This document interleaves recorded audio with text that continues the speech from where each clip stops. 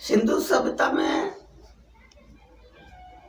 बहुत से मुहर जो मिले हैं उसमें विविध जानवरों के चित्र आपको मिलते हैं और हर जानवर एक खास मना स्थिति का प्रतीक है।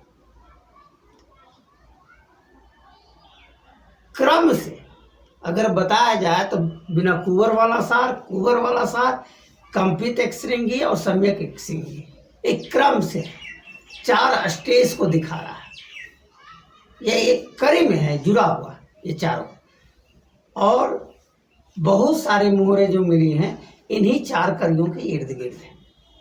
कुछ और पशुओं का चित्रण मिला है और हर पशु एक खास मना स्थिति का प्रतीक है। जैसे भैंस मृत्यु का प्रतीक है, दूसरे अन्य शास्त्रों में भी मिलता है भैंस मृत्यु का प्रतीक है। क्यों मृत्यु का प्रतीक? भैंस एक ही रंग का होता है, काला। मृत्यु का एक ही वर्ण होता है, एक ही आकार हो जाता है कि नष्ट हो जाना।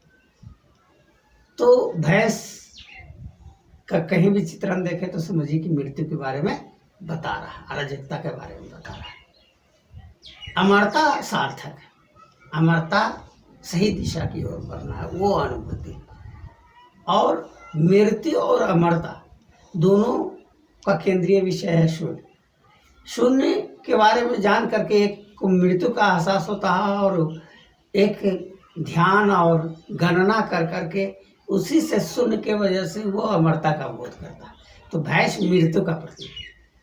हाथी है, हाथी का चित्रण जहाँ भी किया गया अंतर्मुखी का प्रतीक है। गैंडा है, सुरक्षा का प्रतीक है। बाघ है, आक्रामकता का प्रतीक है। बकरी है तो उसकी पूंछ ऊर्ध्व है, वह सर्वोच्च मानसिक स्थिति को दर्शा रहा है। और इन जानवरों के अतिरिक्त जो अभिव्यक्त किया गया है, अगर अभिव्यक्ति में ये जानवर कम पड़ रहे थे तो विविध जानवरों को मिलाकर के एक अलग ढंग का काल्पनिक पशु बनाया गया, जिसमें बकरी का, सांप का, सूअर का, बाघ का, आदमी का, सांड का, सबको मिला जुला कर करके बना करके विचारों को अभिव्यक्त करने की कोशिश किया गया। एक अलग बात है कि सिंधु सभ्यता का अध्ययनरत व्यक्ति अगर कल्पना के द्वारा विभिन्न अक्षरों को, प्रतीक अक्षरों को अभिव्यक्त करता है तो वह गलत दिशा की ओर ले जाएगा।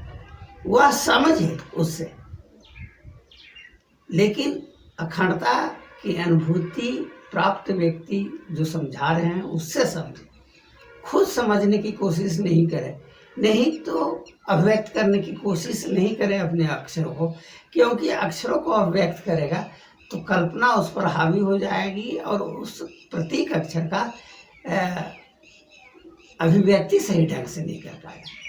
तो विभिन्न पशुओं का चित्रण का अलग अलग व्याख्या किया जाएगा और हर अभिव्यक्ति जो है अनुभूति की अभिव्यक्ति है।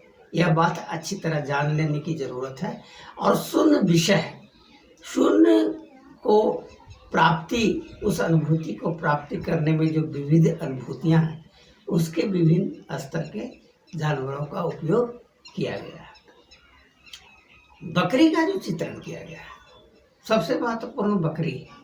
महत्वपूर्ण इसलिए कि वह सर्वोच्च मानसिक स्थिति को दर्शाया गया है और बकरी का जहाँ भी मुहर मिले हैं कम अक्षर है और कम अक्षर के वजह से उसको समझना और समझाना ज़्यादा आसान है। और सबसे महत्वपूर्ण बात है कि वह चोटी के बारे में बता रहा है, शीर्ष स्थिति को बता रहा है। तो जब शीर्ष स्थिति को आप समझेंगे तो एक तो समझने में आसानी होगी और लक्ष्य निर्धारित करने में आसान होगा। और लक्ष्य निर्धारित करने में आसान होगा तो जो निचला कड़ी है, जो विविध विषयों का अभिव्यक्ति के मना स्थिति को, उसको समझना आसान हो जाए। तो हम अगले दौर में हम बताएंगे हाथी का जो चित्रण किया गया है किस तरह से चित्रित अक्षर को अभिव्यक्त किया गया है, गैंडा के माध्यम से किस तरह से अभिव्यक्त किया गया है, बाघ को किस तरह से अभिव्यक्त किया गया, और कुछ मानव की भी आकृति है उससे भी समझने की ज़रूरत है। और हम जितना समझेंगे, ध्यान देंगे अक्षर पर, तो लक्ष्य अगर निर्धारित है कि अखंडता की अनुभूति की ओर हम जा रहे हैं, तो अखंडता की अनुभूति स्वतः हमारे दिमाग में घर करने लगेगी। और हम अखंडता की अनुभूति जितना उस विषय की ओर आसक्त होंगे, हमारा लक्ष्य ज़्यादा नज़दीक नज़र आएगा। क्योंकि आज तो विषय ही नहीं है। आज हम व्यक्त विषयों में इतना उलझ गए हैं कि व्यक्त विषय के सिवाय अव्यक्त विषय ज़्यादा मूल्यवान हमारे लिए नहीं है, और आज के दौर का सबसे ज़्यादा मुश्किल चीज़ है।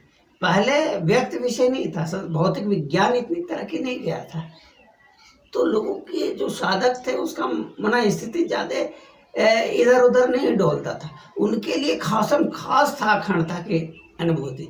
आत्मा क्या है, परमात्मा क्या है, पुनर्जन्म क्या है, ये अंतः विज्ञान जो है सिर्फ यहीं तक मामला नहीं है कि आत्मा और परमात्मा और पुनर्जन्म और दूसरे विषयों के बारे में जानकारी हो जाती है। अखंडता की अनुभूति ज्ञान का द्वार खुल जाता है।